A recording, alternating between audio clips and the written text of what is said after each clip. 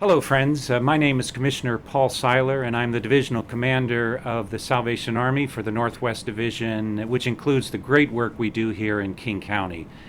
Thank you for joining us today for the annual Red Kettle Luncheon. Many of you know that in the past we've gathered in person for this event. However, last year and now this year, we are gathering virtually. Please get comfortable in your home or office, ready for a program that celebrates our partnership and its amazing outcomes. A young graduate from our addiction rehabilitation program recently shared with me, "Thank you for giving me time when I did not have time for myself." Your support and involvement allowed us to provide a path of hope and healing for this individual. I share his gratitude with you because we did this together. Sure, we all have had a tough year. The pandemic has tested us in countless ways, further challenging some of our region's worst pre-existing social conditions. Here at the Salvation Army, you ensured we kept our doors open every day and in every way. Through our massive food distributions, additional enhanced shelters, permanent housing outreach, and so much more, we let our neighbors in need know hope is on the way, which is a fitting theme of our event today. The Salvation Army has been providing hope for more than a century in King County, starting in 1887 in Pioneer Square. Today, in the 21st century, we serve approximately 131,000 people each year in King County, a dramatic increase in the need for our services during COVID. For those already living in poverty, the economic impact of the pandemic has made their situation worse.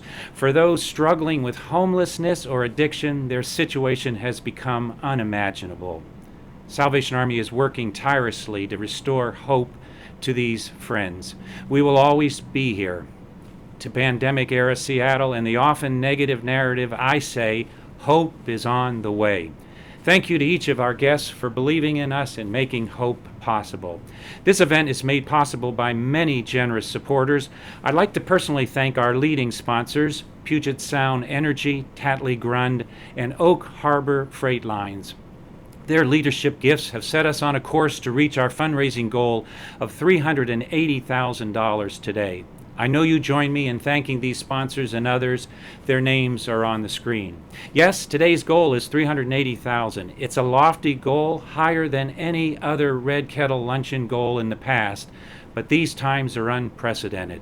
Our neighbors need the Salvation Army, and they need you to make this work possible.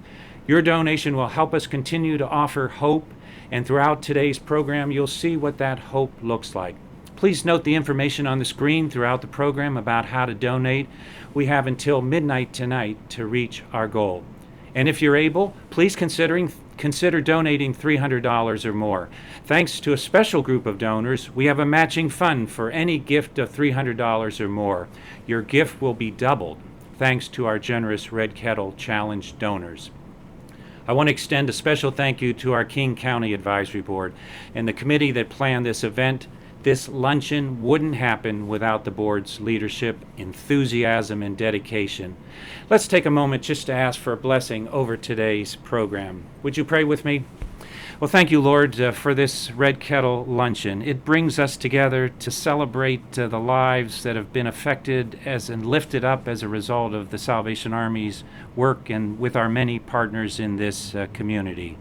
We pray that through the generosity that we will experience today, that your work will grow, that together we'll ensure that hope is on the way. We pray this all in your name. Amen. Well, now on with the show.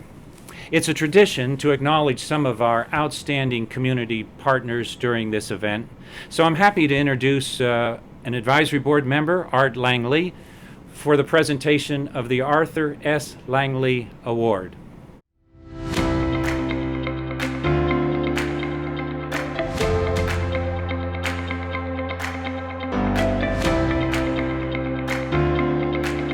Hi friends, I'm Art Langley. Every year it's my honor to give the award named for my father, Arthur S. Langley, to someone in our community who has given of themselves to the Salvation Army. This year I'm giving the award to someone who has been near and dear to the Army in the Olympia area, and also near and dear to my father.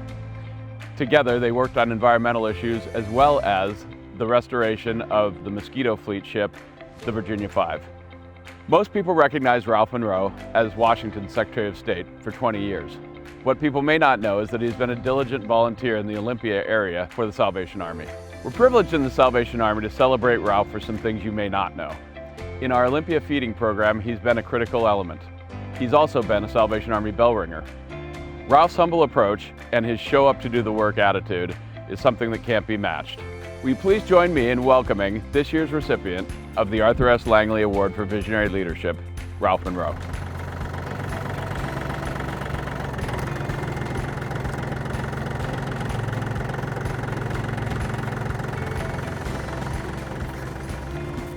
Thank you, Art, and thank you to the Langley family, you and your father and your grandpa for the great work that you've done with so many other volunteers as well at the Salvation Army. You know, there are a lot of experiences, but when our son George was in the 5th grade, I got he and his 4 buddies in the music class to learn 5 Christmas carols. And we went down on the street in Olympia on a Friday night. It was payday, and the Salvation Army brought us a kettle, and these kids played their 5 Christmas carols over and over and over again, and we raised $500. And we've been on that same street every year since then. And it's always the nicest part of Christmas. And one year I was down there and a TV truck pulled up, and then another TV truck pulled up, and I said to the staff lady who was there, I said, "What's going on?" She said, "Oh, you'll find out, just wait." And we were ringing the bell and standing on the corner, and a lawyer came down out of the building behind us, and he walked over and he said, "Mr. Monroe, this is a check from a family that passed away here this last year, and they asked that it go in your bucket for all the years you've been out here and your volunteer crew, and we want to give this to the Salvation Army." And the check was for $1 million. And I can never forget something like that happening. And a lot of money, but the people that gave a dime or a quarter or $5 or $10 are just as important. So the bottom line is thank you. It's not about thanking me today, although I appreciate this award, but thank you to all the volunteers and the staff and the community, everybody that's involved. You're the one that's making a difference here. And I'm just a little part of that, but all of you are involved, all of you are contributors, and frankly, it wouldn't happen without you. So we express our appreciation once again, and keep it up. Thank you.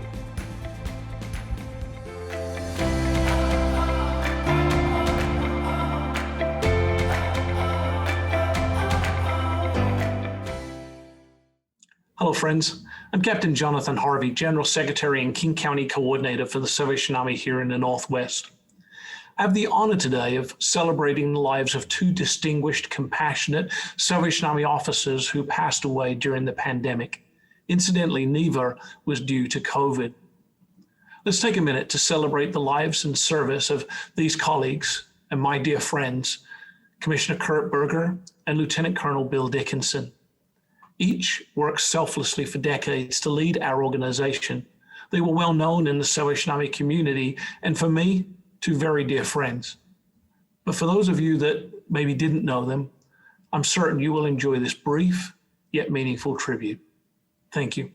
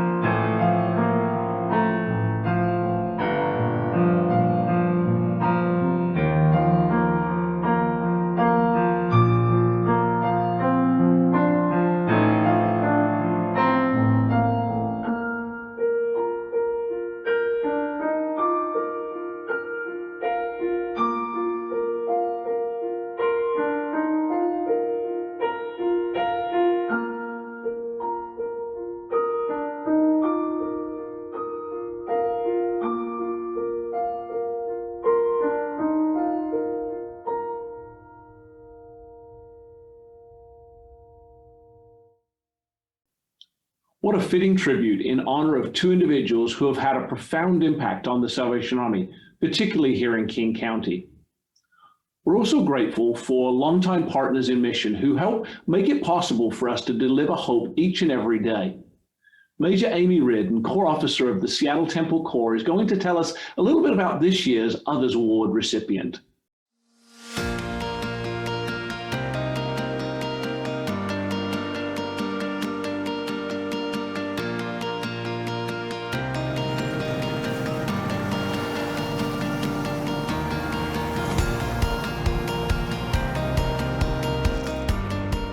Good afternoon. I'm Major Amy Reardon, and I'm here to present the Salvation Army's Others Award. Every year, we acknowledge an individual or an organization within King County who exemplifies this spirit of service toward others. This year, we're honored to present the Others Award to the team at Oak Harbor Freight Lines. Oak Harbor Freight Lines has been a long-standing partner with the Salvation Army. We've benefited from their spirit of generosity for many years. One of the events that they participate in is our annual toy drive. That involves waking up hours before dawn to haul thousands of toys to our annual Toy and Joy event. That event serves many families in need, and it would not be as successful without Oak Harbor Freight Lines. Oak Harbor Freight has also been an important partner during times of disaster, helping us transport supplies. Sometimes that's pre-packed boxes of food, or it might be PPE, equipment, or hygiene supplies. It's been such an incredible gift knowing that we have such strong partners willing to help us transport supplies, volunteer, and even support us financially. Their leadership within the community and their work with the Salvation Army is an inspiration to all service-minded individuals in King County and beyond. So join us as we recognize Oak Harbor Freight Lines as this year's recipient of the Salvation Army's Others Award. And here to receive this award today is one of the owners, Eric Vanderpaul. Thank you, Major Amy. On behalf of the entire Oak Harbor Freight Lines family and our team, we are just grateful and honored to be receiving such a prestigious award. You know, the work that we do is logistics, it's supply chain, and we deliver goods and packages to people. But the work the Salvation Army does is much more important, and it's a much bigger work. And they deliver a more powerful motivator to people, and they deliver hope. Being in business for 105 years, oftentimes you need to look to the past to give you hope for the future in times of difficulty. And unfortunately, in the broken world that we live in, so many people don't have the ability or the resources to look to the past for hope for the future. And that's where the Salvation Army comes in doing the most good and bringing hope to those people in times of need. So again, on behalf of Oak Harbor Freight Lines and the entire family, thank you for the work that you guys do, and thank you for the wonderful award. God bless you, Eric. Thanks, Amy.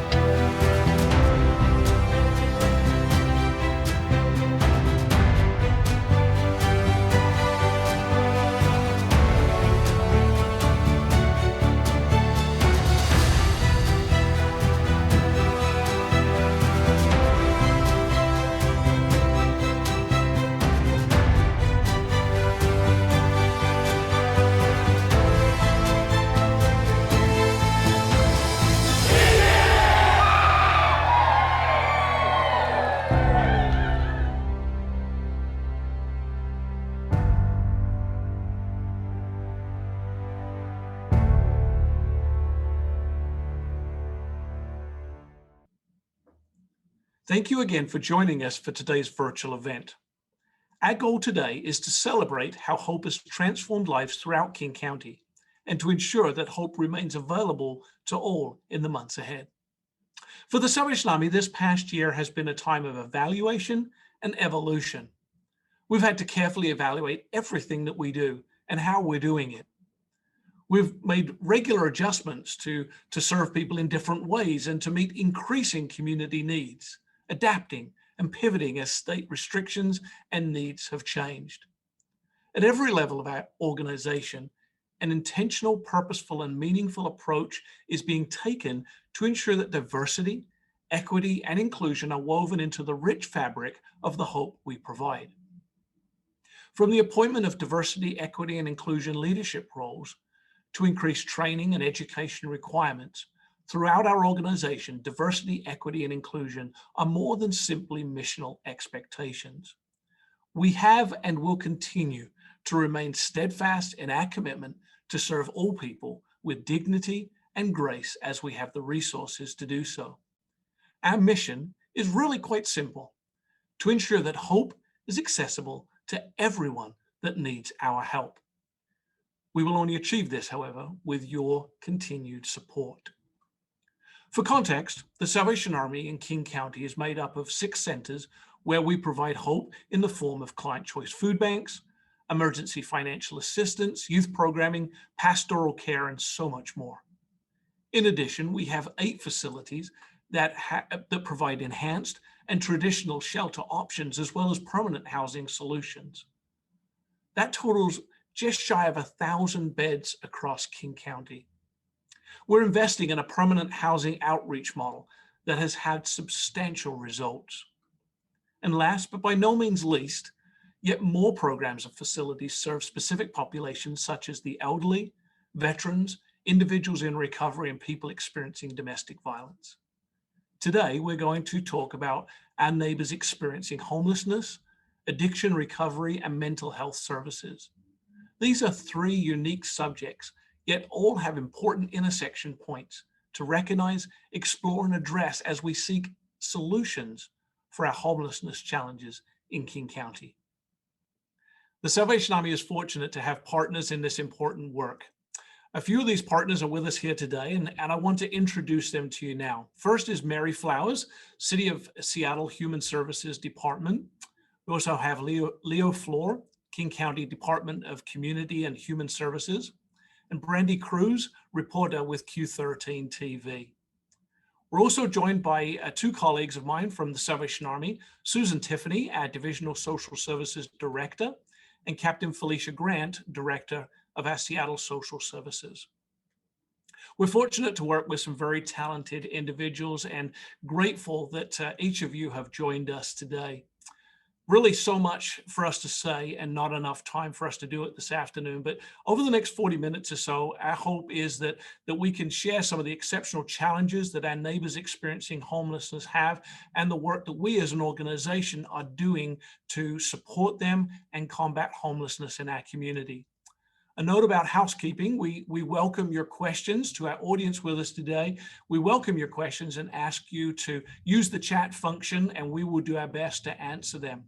After the event, we're going to have a dedicated page on our website as a review of the panel discussion, and we'll be answering even more questions there.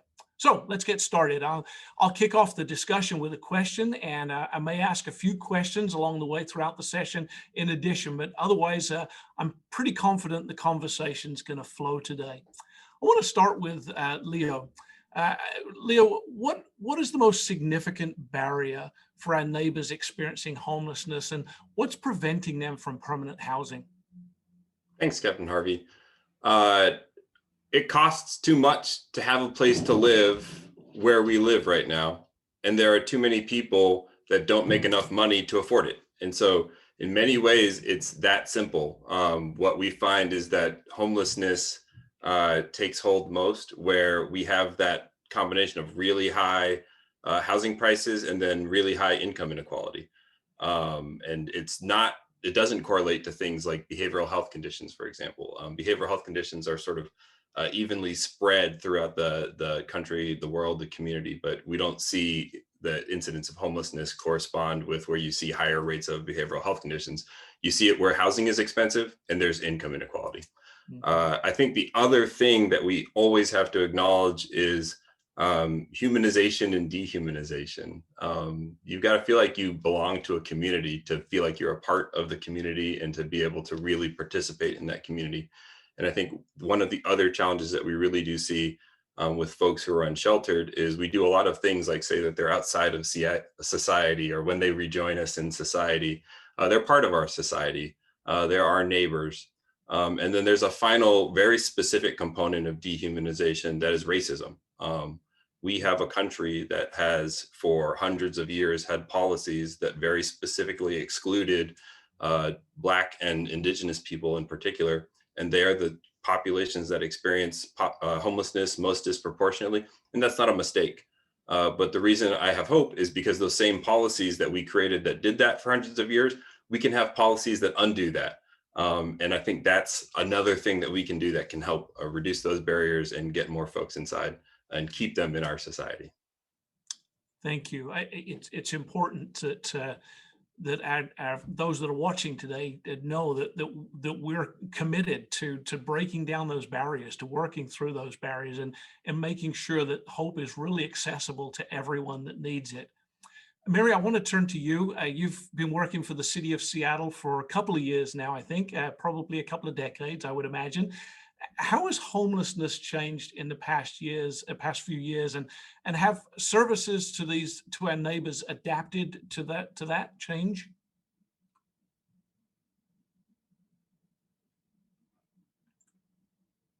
Mary, I'm going to need you to unmute. Thank you. This region has really changed. The whole region has changed, and so people who are experiencing homelessness are caught up in that change that everyone is experiencing. I think Leo talked about the high cost of living here. There's been really kind of a legacy for planned growth in this area, not just in the last 10 years, in the last 150 years. And there's been bias built into that around both poverty and race. And so when we think about people who were here 150 years ago and basically were thriving here, and who are now one of the highest statistics in terms of homelessness. That happened because people were displaced, people were moved off the land. There were land grants that were given out. We see the legacy of the Yeslers and the Bells and the Van Assels and all of those families who were given land grants. And we're now serving the people who were dispossessed of the land. So it's important to contextualize homelessness. It's important to, even talking about it in current terms, we have to give the historic context to that. Otherwise, I think we do a disservice to people. While that was going on with Indigenous people here, slavery was in full swing, 1850s when land was being granted. And so many of the institutions and the power dynamics that we have now are rooted there. And so are some of the maladies that we see in terms of poverty and homelessness, and some of the other issues that we talk about in terms of mental health, trauma, addiction. They're rooted very firmly in that history. So I think we must look at the totality of the history in the region. Thanks for that information. Mary, you've worked with us for a number of years now, obviously. And particularly over this past year as we've addressed the pandemic and we've had to adapt our services and really pivot so many times over this time period. What have you seen from our organization? How have you seen the Salvation Army really respond to the needs that are out there? I will say in March, April, May, this time last year, when Seattle was indoors, so many people were still outdoors, and I can't even, it's hard to even explain what I witnessed with Salvation Army.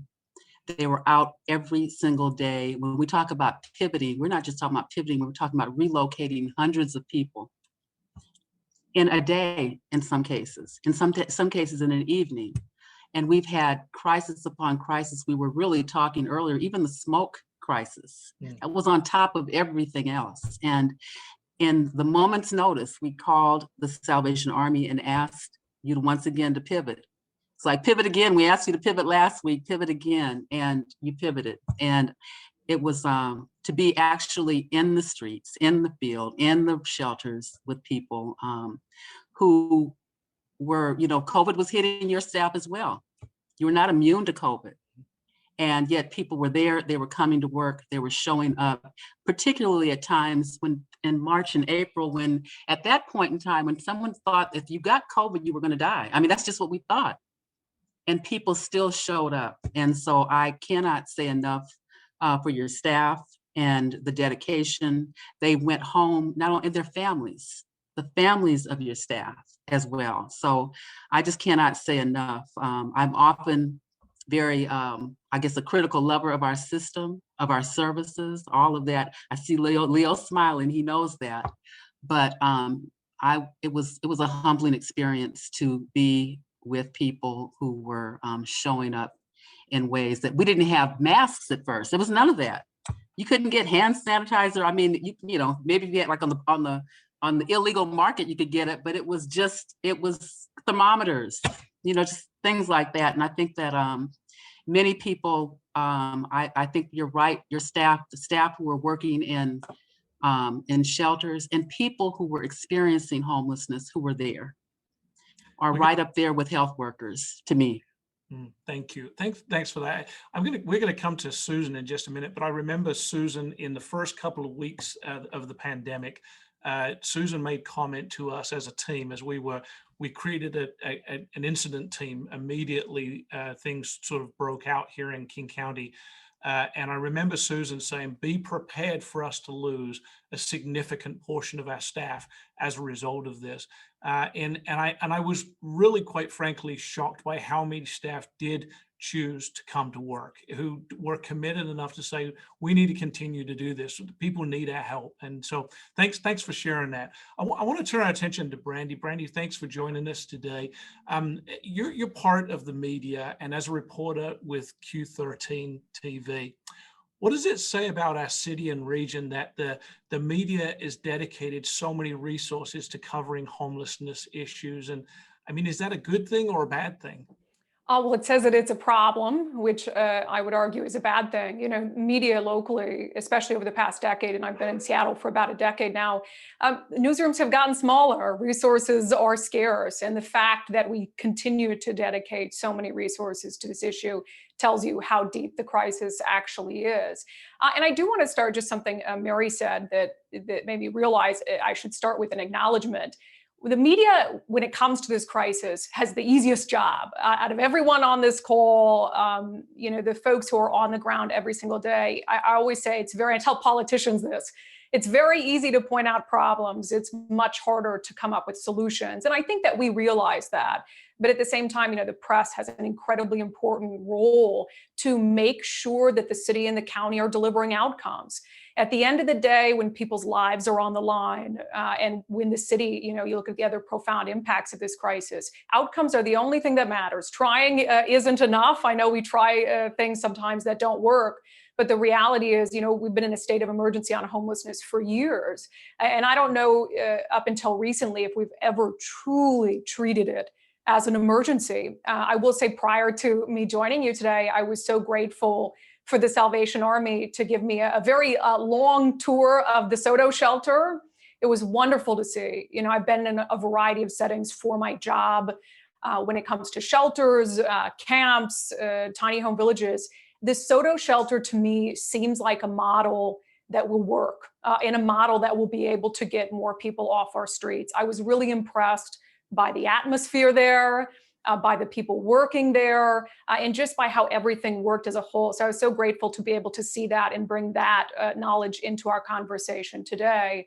But overall, I would say, look, the media would love to dedicate resources to something else because we would love to see homelessness no longer be a crisis in our communities. And so that's why you see us covering it, I think, as relentlessly as we do. Brandy, I'm going to put you on the spot a little bit, but you make a career out of this, so you'll do way better than I would. But over this past year or so, maybe the last few years, what has impacted you the most as you've covered homelessness in our community? What has impacted you the most in that? What's really spoken to you and caused you to say, I want to be a part of doing something about that? Sure. Well, I think twofold. One is personal, and I've shared this publicly on TV. I've written about it. My father died 2 years ago last week, and he died homeless. He died in a cheap motel room surrounded by booze and drugs. And my father struggled with mental health issues all my life that really, I think, contributed to his underlying alcoholism and substance abuse. And so for me, losing my dad 2 years ago, May 5th, was my whole life, I think, was something that kind of has prepared me to cover this in a way that's not only empathetic, but realistic. And some people think I'm too hard on the city about homelessness, but it comes from a place as a loved one who lost someone to homelessness, who knows firsthand just how profound of a challenge it is, who knows firsthand that throwing money at it, when I finally started to make money, didn't fix the problem either. And who knows that you really have to tackle it and be honest about the problems that exist. And my dad's problems were lack of money, mental health, drug abuse. And so I think that was part of it. And going out to camps and seeing people. And I will say the other day at Soto Shelter, and I didn't tell the folks at the Salvation Army this, but we walked into one of the shelter units, and there was, and somebody will help me with the name. There's people who monitor each of the shelter bays. What do you literally our shelter monitors? Oh yeah, shelter monitors. And I walked in and he looked exactly like my father. And it was about the 2-year mark as a shelter monitor working there. And it was just sort of overwhelming to be in that scenario and then to see someone who looked just like my dad. So it's given me a lot of empathy, but at the same time, it leads me to want to be more realistic in my coverage about how challenging this really is. And that I know it's expensive to live here, but we have people on our streets who are also facing a whole variety of challenges that make the cost of living aspect of it just a part of the equation. And I think also, one of the other things in the past 2 years is there has been this desire to sort of cut out other impacts that homelessness is having from part of the conversation. And what I mean by that is we have to be honest about the impact to businesses. We have to be honest about the impact to quality of life and to tourism, into our downtown core, to our parks. And there's sort of this desire to dismiss people who are concerned about those things as NIMBYs that, not in my backyard, or people who don't care about the suffering. But we all have to understand that, this is about addition, not subtraction. In order to have everyone on board to solve this problem, we cannot alienate our partners in the private sector who are impacted by it and want to help. We cannot alienate police officers, some of whom are trained to help with people in crisis. And so I think it's important that we are honest about the holistic impacts of the homeless crisis. Always putting human suffering first, of course, but honest about it holistically, and then proceed from there with everyone at the table and everyone being heard and understood about the way that this crisis impacts them. So I think those are a couple things of the past year, 2 years that have really spoken to me about the direction I would like to take my reporting, and then also sort of the lens that I'm looking at the issue through. I mean, I think what you point to, and what we've heard from Mary already, what we've heard from Leo, is that homelessness is not a one and done simple thing to solve. There is many layers of complex matters that lead us that lead to someone being homeless and staying homeless, and coming together and creating solutions to that. Is what we've got to do, and I appreciate. Thank you for sharing, Brandy, personally. But again, I appreciate that the highlight of the fact that these are complex matters. I want to turn our attention to Susan Tiffany. Susan, I'm privileged to work alongside some highly educated, very skilled individuals, and Susan is one of those as an educated social worker and part of the Salvation Army's team. How many of our homeless neighbors are struggling with mental illness challenges and or addiction, and what services are we able to offer? So, according to a 2019 report by the National Alliance on Mental Illness, we have about roughly 21% of people experiencing homelessness also live with severe mental illness. And that severe mental illness is things like bipolar disorder, schizophrenia, those really intense, very difficult to treat mental health illnesses. About 16% of that population also suffers from a chronic substance use disorder or substance abuse disorder. I think what I find interesting about these statistics is it talks about severe mental illness. And in my opinion, and from what I've seen working in the field, is living homeless is traumatic. And so every person that is living homeless has a level of mental health issues that they're dealing with, whether it be the trauma of being homeless, the trauma of living, separated from your family and your loved ones. Maybe it is anxiety disorder, panic disorders, those types of things. And then there are the co-occurring disorders as well. So these are people that are living homeless with both mental health issues and substance abuse issues. And I think that that is really significant. And it does have a huge impact on someone's ability to stabilize and then obtain and maintain housing independently on their own. So some of the services that we provide through our King County Shelter Program and with Seattle Social Services, and I just listening to Leo and to Mary and to Brandy, one of the things that Brandy mentioned specifically was the atmosphere at the Soto shelter. And so I think one of the most valuable things that the Salvation Army provides, and this is our case managers, our case manager assistants, our shelter monitors, not me, I'm not there every day, but these are the people on the front lines. And it is the unconditional compassion, dignity, and respect that they give every single person who walks through that door, whether it's somebody living homeless with mental illness and addiction issues, or it is you, Captain Harvey, walking through the door, or Dow Constantine coming in for a tour, or something like that. So that's valuable, and it makes people feel seen, and it makes them feel heard. And I think that is the first step for healing for people who have mental health issues and substance abuse issues. So in addition to that, which is invaluable, we also have case management, we have peer support, case management assistance. We also provide housing navigation services once someone is stabilized and ready to really look towards being able to get into housing and maintain housing. We do resource and referral to our partners in the community.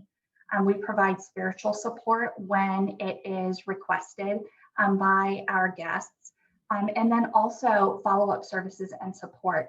I think that's a really valuable piece of that puzzle to keeping somebody housed once they are ready to go in that direction. And then we also, through internship agreements with colleges and universities, we also have interns that can come and provide not just case management services, but for our interns who are working on a master's level degree, they are able to come in and provide some crisis intervention, crisis support, and some mental health counseling for people to help people stabilize and get connected to more long-term supportive mental health systems in the community.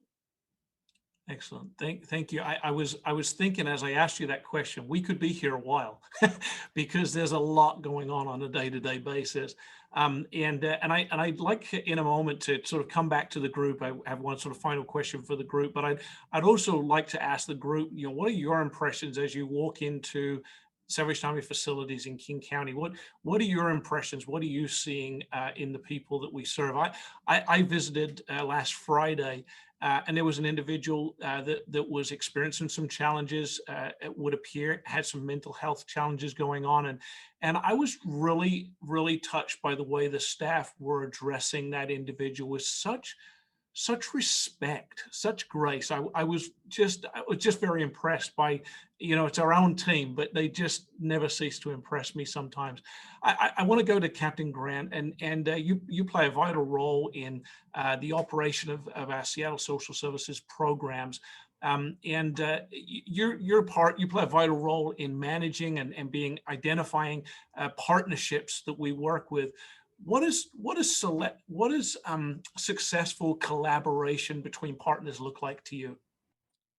We have many. I should begin with that. And I think one of the successful elements to this collaboration or partnership is transparency and really being very real about the intensity or the level of support that we need as a department. Making sure that partners come in understanding what to expect and making sure that they understand how they, within their own resources, can support someone. Sometimes even as an agency, the thought of coming into a shelter and supporting homeless can be overwhelming based on what they've seen in other environments, and just allowing them the opportunity to come in and see what a shelter looks like in 2021. And the clients that are actually really open and embrace community relationships, right? A lot of times homeless are very isolated and they feel ostracized and they feel like they're being judged. And for partners to come in and really take the time to actually speak to someone one-on-one and to just connect with them, even if it's passing out a plate of food, just that I'm here because I want to be here and not because I have to be here. These community leaders, academia, municipalities come in and they're doing this because their heart compels them to participate and support someone less fortunate, someone that cannot do for themselves. And so I think the success lies with the partners. They bring themselves to the table. They bring their resources, their passions, their experience and expertise to help us. I say it takes a village to raise a village, right? As someone said earlier, it's a very complex issue, and it's going to take many individuals, many partners and collaborations in order for us to support something that I feel is like on a pandemic level, and that requires such intense and constant support that not one agency, not one group can accomplish it in and of themselves. It's going to take a very dynamic group of partners to come together and decide to put our homeless community first and do whatever it takes to do that. And we've had so many partners that want to be a part of that. And however big or however small, they just want to contribute and give back in some way, shape, or form. And many of them having a story that connects them to or gives them experience with homelessness, whether it's a family or close friend, whether they've seen this in their own neighborhoods, but they just have a personal connection. And through that, they bring themselves, community leaders harness, and rally people around to bring what they have to our programs and to the community. So collaboration is really the success, I should say, is really on the part of our partners and them coming ready to do and willing to do whatever it takes to show love and compassion and respect to our homeless community. Thank you. Thank you, Captain Grant. I want to open a question up to the entire panel. It sort of touched on the fact that I think everybody on the panel has visited one of our facilities somewhere around the county. What encourages you when you visit those locations? Is there anything that sort of you look at and go, that encourages me that there's hope here. That encourages me that there's something's going to change here. I can elaborate on what I meant by sort of the climate when I walked in the Soto shelter. One of the first things I noticed, well, first, it's secure, and security is important, and it's important for the people living in there that they feel like they have a safe place to go. But right beyond the security gate, it was a really hot day out, and there was this big kind of tent outside, open air tent. And people were just lounging, hanging out with each other, chatting, laughing. And it just felt immediately like, it didn't feel like a shelter. It felt like a very welcoming environment. And then we went into the areas, where people are living. And I've been to some shelters that don't have enough privacy, and that's always a problem. And then shelters where maybe things are a little too closed off. And I found it to be sort of a good mix where people have their own space. There was women just in their rooms reading books, relaxing. And that's so important to be able to give them a space where they can feel like they have privacy, where they can feel dignified, where they can relax if they'd like to, or where they can be outside and be chatting with people and build that sort of community and those relationships where they can help each other through a really challenging situation. And so that was the first thing I noticed. And I had mentioned it to you folks when you were walking me around. And everything they need. You might have to leave for some things, but they have services there, showers. The facility is really well equipped. And also just something that Captain Grant had said, you had mentioned, how we treated the COVID crisis. We've seen over the past year what it looks like to truly dedicate all of our resources and efforts to solving an emergency that was killing people. Well, homelessness is also taking lives. Homelessness, people are dying on our streets, and it's been an emergency, quote unquote, for years. Yet we've seen this problem get worse. And so I think we know what it takes now. And I think dedicating that same amount of energy and focus to really tackling this crisis is what we're going to need to get out of it and to dig ourselves out of this place that we found ourselves in. Great, thank you. Anybody else on the panel?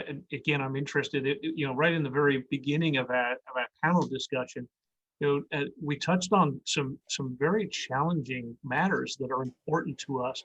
The way that there are populations that have been disproportionately impacted with homelessness and such.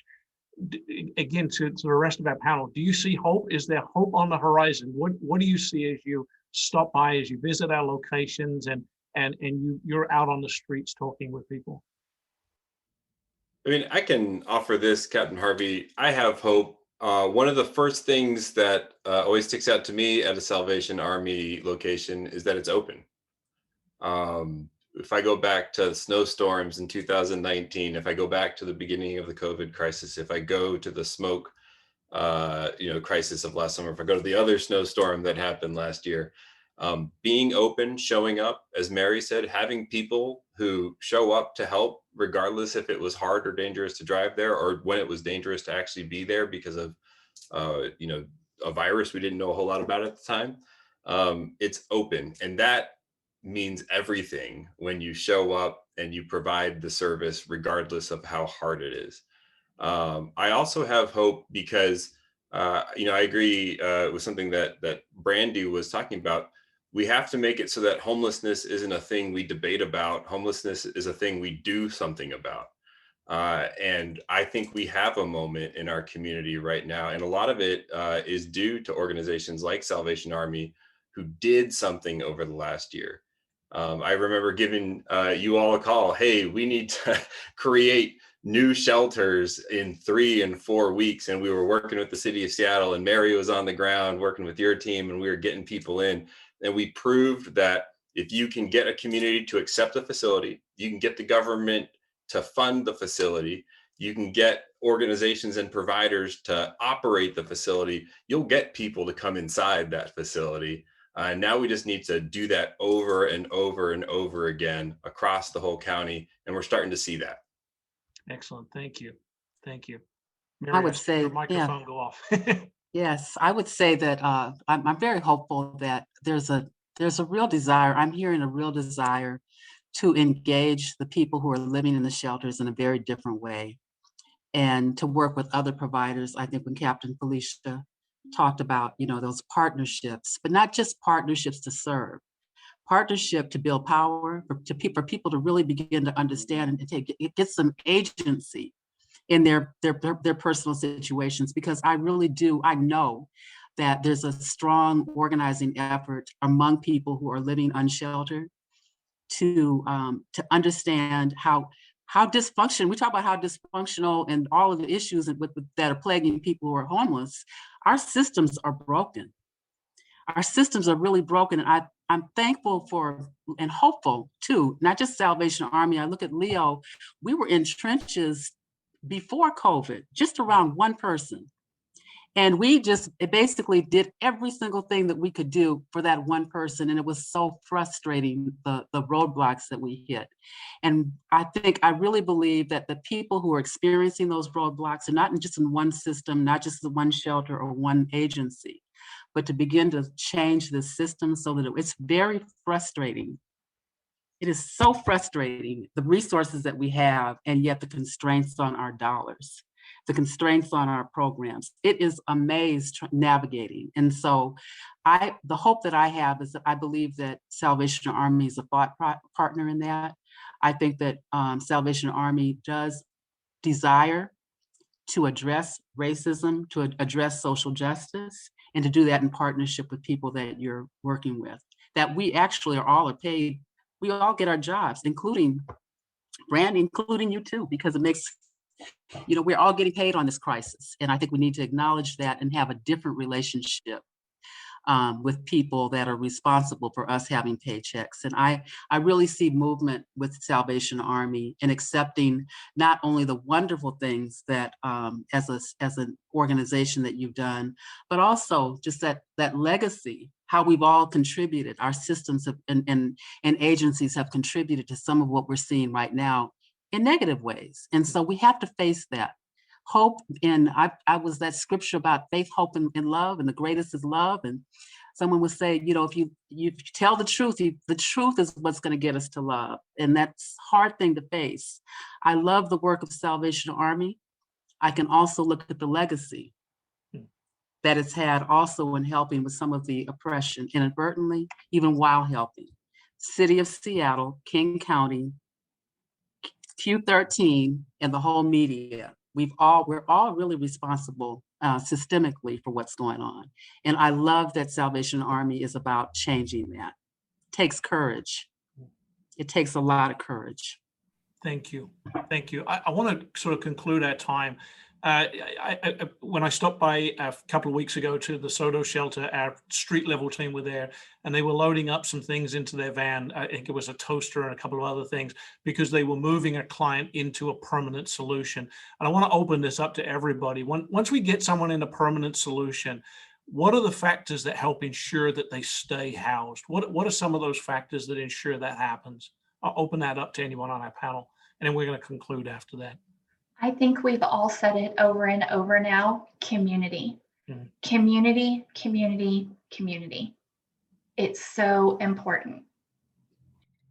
I would agree with Susan's comment. I think in addition, the key to make sure the client is placed in a home that is specifically designed or meets their needs. It's just not a placement. We are being intentional about making sure they're in a community and housing that works for them so that they can then take ownership and then begin to rebound in that environment. And so that is very important. It's also important for the continuation of services or continuum of care. Once they're outside of our facility, how are they going to continue to stay connected with those resources that got them there to begin with? So within the shelter program, they have case managers and housing navigators that kind of chaperone them and shepherd them into keeping appointments, reminding them of responsibility. So the shelter provides that discipline to address these issues.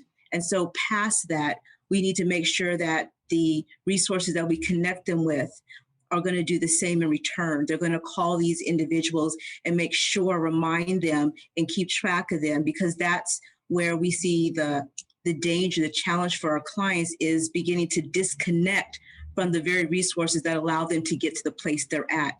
But finally, it is, we have seen that people who do the best are those that belong to community, recovery, spiritual reunification with family. It's important to have that support.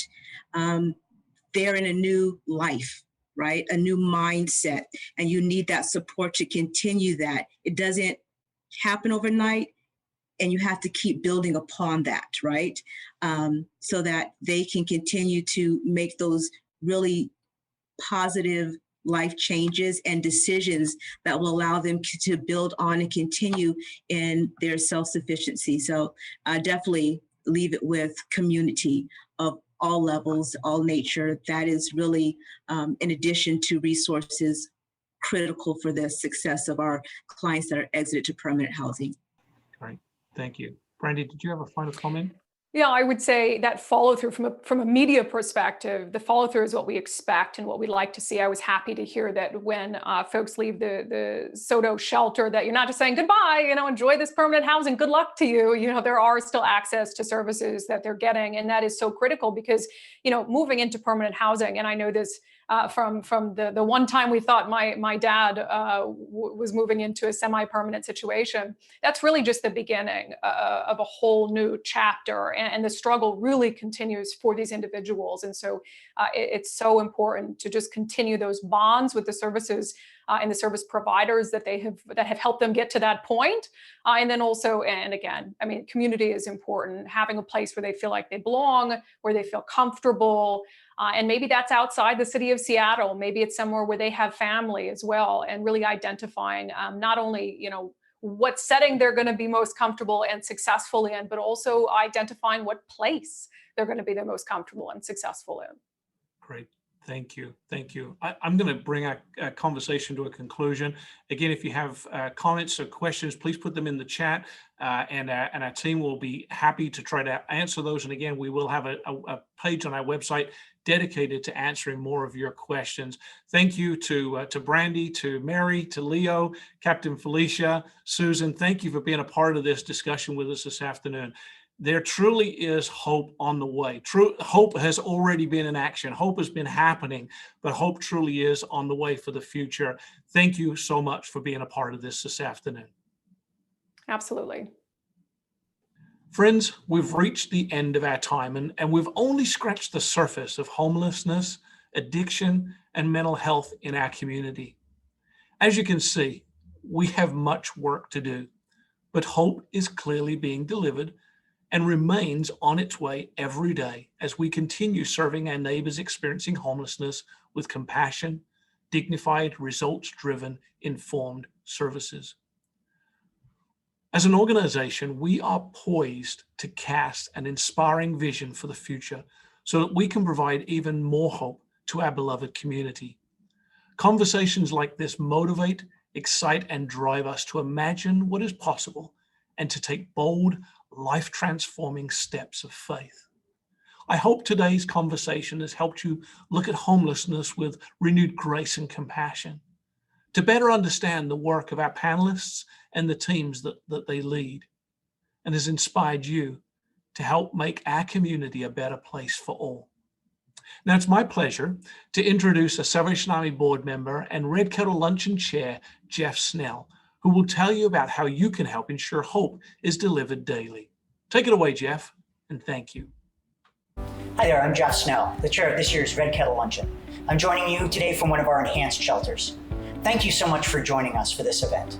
I know you, like me, witness the need in our community, and like me, you see the hope the Salvation Army brings to so many of our neighbors. We're fortunate that the Salvation Army can meet these needs, even as they've grown so sharply during the past year. As we learned today, hope is delivered in many ways through the Salvation Army. Small ways like a food box to help a family stretch their grocery budget, and in big ways like the wraparound services, caseworkers, housing navigators, mental health professionals, and addiction recovery support people. There are 3 reasons the work of the Salvation Army is so impactful in our community. First, the Salvation Army is motivated by its mission to provide human needs in Jesus' name without discrimination. Love and care for all is the guiding force for this work. Second, the Salvation Army leverages experts, like those external partners who presented earlier, who collaborate with the Army's professionally trained staff to provide needed services. Together, they work strategically, efficiently, and compassionately. And finally, this is where we come in. The work of the Salvation Army happens because of the financial support of donors like you and me. You'll see information on the screen about how you can donate to support this important work. I hope you'll join me in giving today. And if at all possible, perhaps giving a bit more than you'd originally planned. Consider it an investment in our community. Today's goal is ambitious, $380,000. but I know we can reach or even exceed it. Please visit our event website to donate online at rkl2021.org. The process is quick, secure, and easy. We'll keep counting those donations until midnight tonight, so please take a moment to make a gift right now. Together we can provide hope to those who need it. As we wrap up our program, I leave you with a message from some of our people who have found a way out of poverty and are on a path towards self-sufficiency. The strength of these individuals, the work of the Salvation Army, and finally, the financial support from people like you enable these changes. Your actions, compassion, and support transforms lives. Thank you again for joining us today and for believing that hope is on the way.